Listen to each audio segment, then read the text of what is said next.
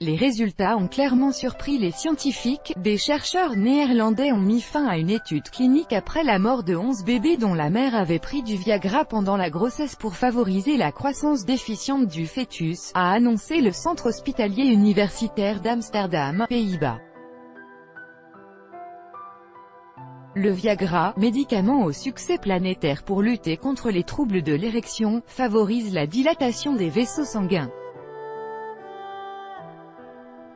Les chercheurs, qui ont annoncé lundi la fin des essais, pensaient que la petite pilule bleue pouvait favoriser l'afflux sanguin dans le placenta et stimuler la croissance du fœtus, quand ce dernier connaît des problèmes de développement, affirme dans un communiqué Amsterdam UMC, qui conduisait l'étude avec 10 hôpitaux du pays. Les chances de survie des bébés nés après ce type de complications in utero est faible et il n'y a pas d'autre traitement, ce qui justifiait cette étude, affirme Amsterdam UMC.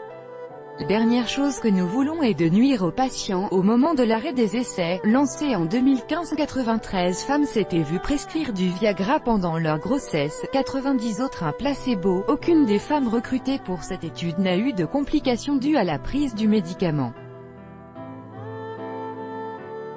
En revanche, 19 bébés confrontés in utero au Viagra sont morts, 11 d'entre eux probablement en raison d'une hypertension pulmonaire qui pourrait être liée au médicament. 6 autres nourrissons nés prématurés souffraient également de problèmes pulmonaires mais ils ont survécu.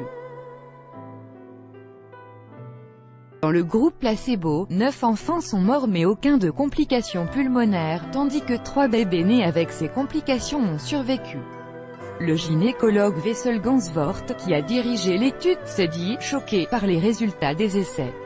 La dernière chose que nous voulons est de nuire aux patients, a-t-il affirmé au quotidien de Volkskrant. Une dizaine de femmes qui ont participé à l'étude attendent maintenant dans l'angoisse la fin de leur grossesse, ont rapporté des médias néerlandais. Les résultats de l'étude ont été transmis à des chercheurs canadiens qui mènent des travaux similaires, a ajouté le Dr Wessel Gansvoort.